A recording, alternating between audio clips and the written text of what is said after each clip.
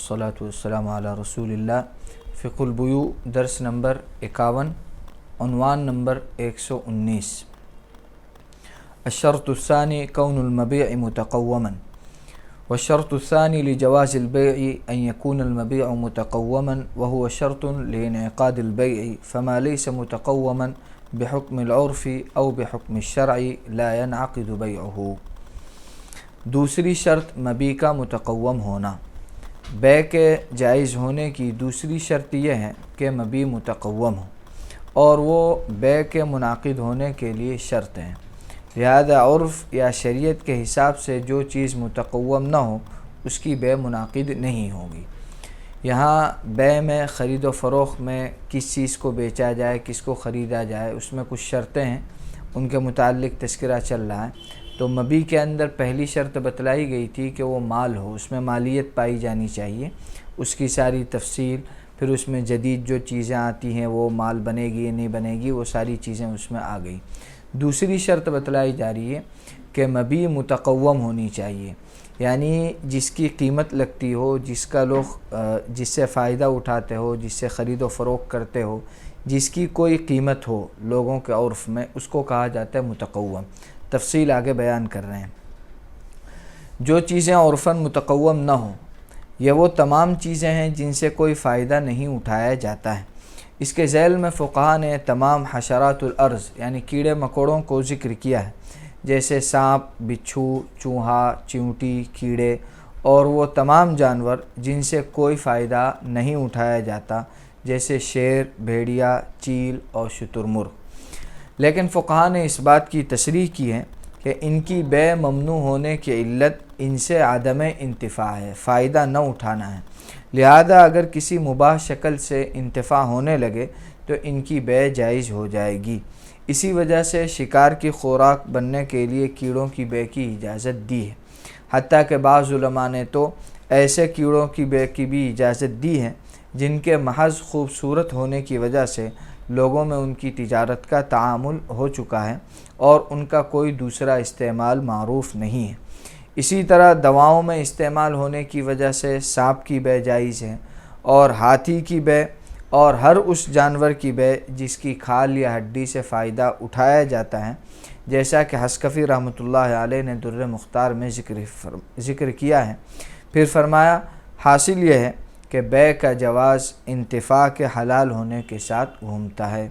اور ابن عابدین رحمۃ اللہ علیہ نے فرمایا کہ سائحانی نے ہندیہ کے حوالے سے لکھا ہے کہ خنزیر کے علاوہ تمام جانوروں کی بیع جائز ہے اور وہی مختار ہے، اور اسی پر ہدایہ وغیرہ کے باب المتفرقات میں چلے ہیں۔ اب یہ صاف ہو گیا کہ عرفی تقوم انتفاع سے حاصل ہوتا ہے، لہذا ہر وہ چیز جس سے انتفاع کیا جائے وہ عرفاً متقوم ہے، لیکن اس کی بیع جائز ہونے کے لیے شرط ہے کہ اس سے انتفاع شرعاً مباح اور جائز ہو۔ ابن قدامہ رحمۃ اللہ علیہ فرماتے ہیں حاصل یہ ہے کہ ہر وہ چیز جس سے انتفاع جائز ہو اس کی بیع جائز ہے، سوائے اس چیز کے جس کو شریعت نے مستثنیٰ کر دیا ہے، اس کے انتفاع سے منع کر دیا ہے تو اس کی بیع کی اجازت نہیں ہوگی۔ پوری بات کا خلاصہ یہ ہوا کہ مبیع کے اندر تقوم پایا جانا چاہیے، وہ متقوم ہونا چاہیے۔ متقوم کا مطلب یہ ہے کہ لوگوں میں اس کا لین دین ہو، اس کا تعامل ہو، اور لوگ اس سے فائدہ اٹھاتے ہوں کسی بھی طرح کا، لیکن جائز فائدہ۔ اب پہلے زمانے میں کیڑے مکوڑے تھے اور یہ چیزیں تھیں، ان کا کوئی اس طرح کا فائدہ نہیں تھا، اس لیے ان کی بیع ناجائز تھی۔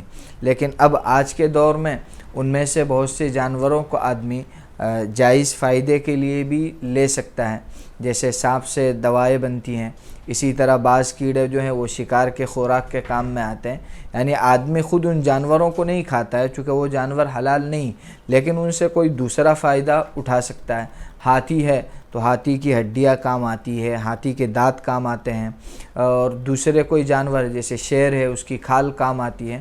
تو اب ان جانوروں کی بہت سی چیزیں کام آنے لگی ہیں جو جن سے فائدہ اٹھایا جا سکتا ہے، جن سے جائز استعمال ممکن ہے، لہذا ان تمام چیزوں کی بیع جائز ہے۔ تو خلاصہ یہ ہوا کہ متقوم ہونے کا مطلب ہے کہ اس سے فائدہ اٹھایا جا سکے، اور بے اس وقت صحیح ہوگی جب کہ اس سے جائز فائدہ اٹھایا جا سکے۔ حرام فائدہ اور ناجائز فائدہ ہو تو وہ اعتبار نہیں کیا جائے گا۔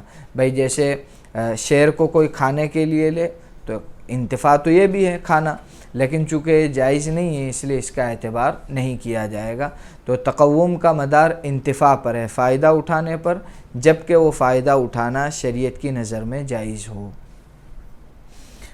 آگے ہے عنوان نمبر 121،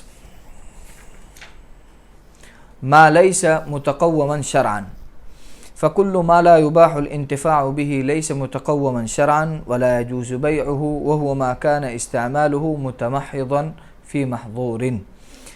جو چیز شرعاً متقوم نہ ہو، لہذا ہر وہ چیز جس سے انتفاع جائز نہ ہو وہ شرعاً متقوم نہیں ہے اور اس کی بیع جائز نہیں ہے، اور یہ ہر وہ چیز ہے جس کا استعمال محض کسی حرام چیز میں ہو، صرف حرام میں ہو، حرام چیز کے علاوہ اس کا استعمال کوئی اور نہ ہو تو وہ مال غیر متقوم ہے۔ اب غیر متقوم کی تعریف یہ ہو گئی کہ اس چیز سے کسی بھی طرح کا جائز فائدہ نہیں اٹھایا جا سکتا۔ اگر اس سے جائز فائدہ اٹھایا جا سکتا ہے تو وہ مال متقوم ہے، اس کی بیع درست ہے۔ یہ مسئلہ اوپر آ گیا۔ اب ایسی چیز ہے جس سے فائدہ تو اٹھایا جا سکتا ہے لیکن وہ شرعی اعتبار سے درست نہیں ہے، جائز نہیں ہے، تو اب وہ شرعاً غیر متقوم ہے اور اس کی بیع درست نہیں ہوگی۔ تفصیل اور آگے بیان کر رہے ہیں۔ لہذا شراب کی بیع جائز نہیں ہوگی، اس لیے کہ شراب گو کہ مال ہے، چاہے مال ہے لیکن شرعاً متقوم نہیں ہے۔ لہذا اگر کوئی مسلمان شراب بیچے تو بیع بالاتفاق باطل ہے۔ لیکن اگر شراب کو سمن بنایا جائے تو ائمہ ثلاثہ جو بیع کے معاملے میں باطل اور فاسد کے درمیان فرق نہیں کرتے، ان کے نزدیک وہ بھی باطل ہے، جبکہ جمہور حنفیہ کے نزدیک اس صورت میں جبکہ شراب سمن ہو بیع فاسد ہوگی، باطل نہیں ہوگی، اور اس صورت میں مشتری کے ذمے شراب کی وہ قیمت واجب ہوگی جو غیر مسلموں میں معروف ہو۔ اور تلویح کے حوالے سے ابن عابدین رحمۃ اللہ علیہ نے فرق یہ بیان کیا ہے۔ یہاں تک کی بات پہلے اس کا خلاصہ ہم سمجھ لیں۔ بیع کے اندر ایک ہوتا ہے مبیع اور ایک ہے ثمن۔ مبیع کہتے ہیں جو سامان جس کا لین دین کیا جا رہا ہے، یعنی جس سامان کو ہم کو استعمال کرنا ہے، اور ثمن کہتے ہیں بدلے میں ہم جو روپیز پے کرتے ہیں، چاہے روپیز کی شکل میں ہو، ڈالر کی شکل میں ہو، جو بھی شکل میں ہو، اسے ہم جو ہے فقہ کی اصطلاح میں کہا جاتا ہے ثمن۔ مثال کے طور پر میں ایک موبائل خریدوں تو یہ موبائل جو ہے وہ ہو گیا مبیع، اور اس کے بدلے میں 10,000 روپے 15,000 روپے جو بھی دوں گا، یہ 15,000 روپے ثمن کہلائیں گے۔ اب یہاں حضرت بتلا یہ رہے ہیں کہ شراب کو مبیع بنایا جائے یا ثمن بنایا جائے، ان دونوں صورتوں میں کوئی فرق ہے یا نہیں؟ تو ائمہ ثلاثہ یعنی امام ابو حنیفہ رحمۃ اللہ علیہ کے سوا باقی 3 ائمہ کے نزدیک شراب کو مبیع بنانے یا ثمن بنانے ان دونوں میں کوئی فرق نہیں ہے، اور دونوں شکلوں میں بیع باطل ہوگی۔ بیع باطل کا مطلب اس سے پہلے بھی یہ بات آ چکی ہے کہ بیع باطل کا مطلب وہ بیع سرے سے منعقد ہی نہیں ہوگی، اس کا کوئی وجود نہیں ہوگا۔ جبکہ حنفیہ کے نزدیک تفصیل ہے کہ شراب کو مبیع بنائے تو الگ حکم ہے، ثمن بنائے تو الگ حکم ہے۔ اگر مبیع بنائے تو حنفیہ کے نزدیک بھی بیع باطل ہوگی، چونکہ اس میں تقوم نہیں پایا گیا، وہ غیر متقوم ہے۔ لیکن اگر اسے ثمن بنائے، مطلب خریدی جا رہی ہے کوئی اور چیز اور خریدنے والا بدلے میں اس کو شراب کو جو ہے دے رہا ہے ثمن کے طور پہ، تو وہاں پر بیع فاسد ہوگی، باطل نہیں ہوگی۔ اب فاسد ہوگی تو کیا مطلب؟ فاسد ہوگی تو مطلب یہ ہے کہ اب وہ جو مشتری ہے وہ ثمن کے طور پہ شراب نہیں دے گا، بلکہ شراب کی جتنی قیمت بنتی ہے، غیر مسلم لوگ جو شراب پیتے ہیں ان کے نزدیک اس شراب کی جتنی قیمت بنے گی وہ اس کو دینی پڑے گی۔ مثال کے طور پر موبائل ہی کی جیسے مثال چل رہی تھی، ایک آدمی نے موبائل خریدا 5 لیٹر شراب کے بدلے، 5 لیٹر خمر کے بدلے۔ اب حنفیہ دوسرے ائمہ کے نزدیک تو کوئی فرق نہیں ہے، لیکن حنفیہ کے نزدیک چونکہ خریدی جانے والی چیز موبائل ہے تو مبیع تو موبائل ہے اور شراب جو ہے وہ ثمن ہے۔ اب یہاں پر حنفیہ کے نزدیک بیع باطل نہیں ہوگی بلکہ بیع فاسد ہوگی، اور اب جو خریدنے والا ہے وہ 5 لیٹر شراب نہیں دے گا بلکہ 5 لیٹر شراب کی جو قیمت بنتی ہے اس کی مارکیٹ ویلیو سے، کرنٹ ویلیو سے وہ قیمت دی جائے گی اور اس طرح بے مکمل ہو جائے گی۔ یہ فرق ہے ائمہ ثلاثہ اور حنفیہ کے مسلک میں۔ اب اس کی وجہ کیا ہے، اس کی علت کیا ہے، وہ آگے بیان کر رہے ہیں۔ تلویح کے حوالے سے ابن عابدین رحمۃ اللہ علیہ نے فرق یہ بیان کیا ہے کہ ثمن مقصود نہیں ہوتا بلکہ وہ تو مقصود کا وسیلہ ہوتا ہے، کیونکہ انتفاع اعیان سے ہوتا ہے، اسمان سے نہیں ہوتا۔ یہی وجہ ہے کہ مبیع کا ہونا شرط ہے، نہ کہ ثمن کا ہونا۔ اس اعتبار سے ثمن من جملہ شروط کے ہوا، لہذا بدلین میں سے ایک کے غیر متقوم ہونے کی وجہ سے بے فاسد ہوگی۔ علت کا خلاصہ یہ ہے کہ مبیع اور ثمن میں سے اصل چیز مبیع ہے اور ثمن ایک وسیلہ ہے، ایک ذریعہ ہے، مقصود نہیں ہے۔ آدمی کو فائدہ اٹھانا مبیع سے ہوتا ہے، ثمن سے نہیں۔ بھائی میں اگر کوئی کتاب خریدوں 100 روپے میں تو کتاب مجھے پڑھنی ہے، اس کا مطالعہ کرنا ہے، اس سے مجھے انتفاع اٹھانا ہے، لیکن سامنے والا اس 100 روپے سے فائدہ اس کو خرچ کر کے اٹھائے گا، وہ مقصود نہیں ہے۔ وہ 100 روپے سے کچھ نہیں کر پائے گا، وہ 100 روپیہ کہیں خرچ کرے گا اور اس سے کوئی چیز حاصل کرے گا۔ گویا 100 روپے جو ہیں وہ صرف انتفاع کا وسیلہ ہے، فائدہ اٹھانے کا۔ اصل فائدہ اٹھانے کی چیز وہ نہیں ہے، جبکہ کتاب جو ہے وہ خود فائدہ اٹھانے کی چیز ہے۔ یہ دونوں کے درمیان فرق ہے۔ جب دونوں کے درمیان فرق یہ ہوا تو ثمن کے غیر مقصود ہونے کی وجہ سے اس کو ہم نے شرط کے درجے میں لے لیا، اور شرط میں اگر کمی ہو تو بے فاسد ہوتی ہے۔ اس لیے اگر دونوں بدل میں سے ایک یعنی ثمن کے طور پر جو چیز رکھی جا رہی ہے اگر وہ متقوم نہ ہو تو بے فاسد ہوگی، باطل نہیں ہوگی۔ اسی طرح اگر شراب کی بے مقایضہ کی جائے، یعنی اس کے عوض میں روپیہ پیسہ نہ لیا جائے بلکہ کوئی سامان لیا جائے، تو اس صورت میں بھی بے فاسد ہوگی۔ یوں مانا جائے گا کہ شراب ثمن ہے، مبیع نہیں ہے۔ یہ دوسری ایک شکل بتا رہے ہیں کہ بھئی خریدنے والے کو شراب ہی خریدنا ہے، لیکن وہ بدلے میں روپیہ نہیں دے رہا ہے بلکہ بدلے میں سامان دے رہا ہے۔ جیسے مثال کے طور پر ایک آدمی کو شراب کی ضرورت ہے، وہ شراب لینا چاہتا ہے، بدلے میں کیا دے گا؟ تو بھائی بدلے میں پیسہ نہیں دوں گا، بدلے میں جو یہ میرا بیگ ہے یا یہ جو میرا موبائل ہے یا جو میرا یہ ٹیبل ہے یا اس طرح کی کوئی بھی چیز، یہ بدلے میں آپ لے لو اور مجھے شراب دے دو۔ اس بے کو جو اگر سامان سے بے ہو تو اس بے کو بے مقایضہ کہا جاتا ہے۔ تو اگر شراب کی سامان سے بے کریں گے، سامان کے عوض، تب بھی ہم اس کو بے فاسد مانیں گے، بے باطل نہیں مانیں گے، اس لیے کہ یہاں پر تو مبیع ثمن ہمیں ماننا ہے، دونوں ایک ہی درجے کے ہیں، دونوں سامان ہیں۔ تو اب ہم یہاں سامنے والی چیز کو مبیع مان لیں گے اور اس چیز کو ثمن مان لیں گے، لہذا وہی حکم ہوگا جو ابھی اوپر آیا۔ ابن نجیم رحمۃ اللہ علیہ ایک سلسلے گفتگو میں فرماتے ہیں کہ اس کا برعکس بھی اگرچہ ممکن ہے، یعنی یہ بھی کر سکتے ہیں کہ بے مقایضہ میں شراب کو بجائے ثمن ماننے کے مبیع مانا جائے، لیکن اس کو ثمن ماننا اس وجہ سے راجح قرار پایا کہ اس میں احتیاط ہے، کیونکہ اس صورت میں عقلاء مؤلفین کا تصرف صحیح قرار پاتا ہے، اور اس کے لیے راستہ یہ ہوا کہ سامان کو عزت دی جا رہی ہے، اس لیے ہم نے اس کے ذکر کا اعتبار کیا کپڑے کو عزت دینے کے لیے، نہ کہ شراب کو، لہذا سامان کی قیمت واجب ہوئی نہ کہ شراب کی، اور یہ حنفیہ کا مشہور مذہب ہے۔ لیکن ابن حمام رحمۃ اللہ علیہ اس طرف مائل ہوئے ہیں کہ بے باطل ہے، چاہے شراب مبیع ہو یا ثمن، اور یہ مسئلہ بے فاسد کی بحث میں انشاءاللہ تعالی آئے گا۔ یعنی یہاں تک کی بات کی وجہ بتا رہے ہیں کہ اگر شراب کی کوئی سامان کے بدلے بے کر رہے ہیں تو وہاں ہم اس کو بے فاسد کیوں مانتے ہیں بجائے باطل ماننے کے؟ تو اس کے متعلق علت بتلائی کہ سامان کا ذکر عزت کے طور پر ہوتا ہے، کسی چیز کی عزت بتلانے کے لیے۔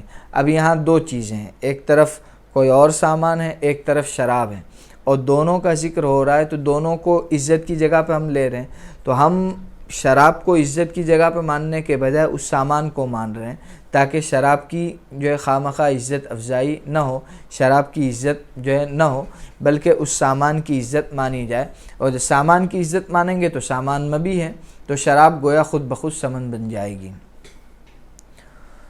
اور اس مسئلے میں ابن حمام رحمۃ اللہ علیہ حنفیہ سے الگ رائے رکھتے ہیں۔ ان کی رائے ائمہ ثلاثہ والی ہے کہ یہاں پر بیع فاسد اور باطل کا فرق کرنا صحیح نہیں ہے، شراب ثمن ہو یا مبیع ہو، بہر صورت بیع باطل ہونی چاہیے۔ خمر کے علاوہ بقیہ شرابوں کی بیع کا حکم۔ شراب کی بیع حرام ہونے کے سلسلے میں ہم نے جو کچھ ذکر کیا ہے وہ جمہور فقہاء مالکیہ، شافعیہ اور حنابلہ کے نزدیک تمام ہی نشہ آور حرام شرابوں پر جاری ہوگا، اور یہی امام محمد اور امام ابو یوسف رحمہ اللہ کا مذہب ہے۔ امام ابو حنیفہ رحمۃ اللہ علیہ بیع کے حرام ہونے کو انگور کے کچے پانی پر محدود کر دیتے ہیں، اس لیے کہ وہی حقیقتاً شراب ہے۔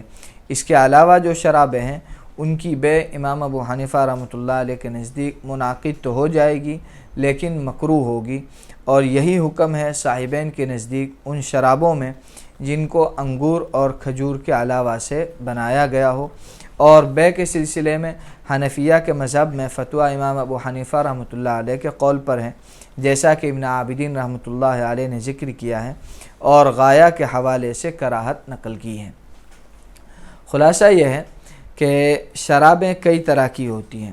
ایک تو جو اصل شراب ہے جو بہت زیادہ استعمال ہوتی تھی، جس کو کفار عرب، کفار مکہ بھی جو ہے وہ کثرت سے پیتے تھے، کہ انگور کا کچا پانی ہوتا تھا جس میں نشہ پیدا ہو جاتا تھا، اس کو عربی میں خمر کہتے ہیں۔ تو اب سوال یہ ہے کہ جو شراب کے متعلق جو حکم بیع کے بیان کیے گئے وہ صرف اس خمر کے لیے ہے یا کسی بھی شراب کے لیے ہے؟ تو ائمہ ثلاثہ یعنی امام ابو حنیفہ رحمۃ اللہ علیہ کے سوا بقیہ تینوں ائمہ اور صاحبین امام محمد اور امام ابو یوسف رحمہ اللہ یہ عام رکھتے ہیں، یعنی کسی بھی طرح کی شراب ہو، دیسی ہو، انگریزی ہو، آج کے اعتبار سے کوئی بھی جو ہے اس طرح کی نشے والی جتنی بھی شرابیں ہیں سب اسی حکم میں شامل ہوگی، اور ان تمام کی بیع حرام کہلائے گی۔ گویا بیع کے حرام ہونے میں تمام کا حکم ایک ہی ہے، خمر اور غیر خمر کی کوئی تفصیل، کوئی فرق نہیں ہے۔ امام ابو حنیفہ رحمۃ اللہ علیہ کے یہاں دونوں میں فرق ہے۔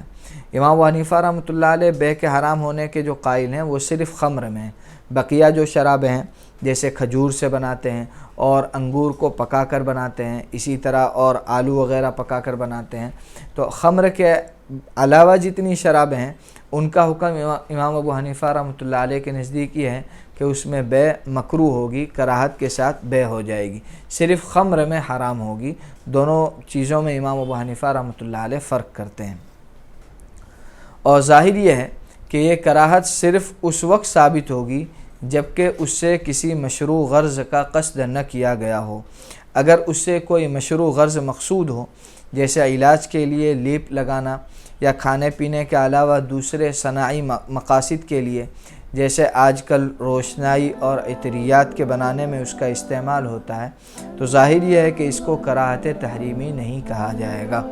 البتہ اگر اس سے پرہیز کیا جائے تو بہتر ہوگا، خاص طور سے جب کوئی دوسرا مواد موجود ہو جو اس مقصد کو ادا کرتا ہو۔ یعنی اب بتلائے رہیں کہ امام ابو حنیفہ رحمۃ اللہ علیہ کے یہاں خمر کے سوا جو بقیہ شرابیں ہیں ان میں بھی کراہت تحریمی اس وقت ہوگی جبکہ اس کا ناجائز استعمال ہو۔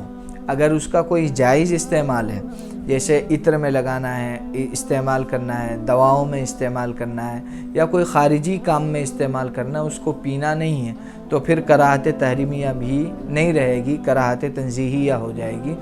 پھر بھی اس سے بچنا اور جو ہے احتیاط کرنا ہے زیادہ بہتر ہے، اور اگر دوسری چیز اس کے متبادل کے طور پر موجود ہو تب تو اور زیادہ احتیاط کرنا چاہیے۔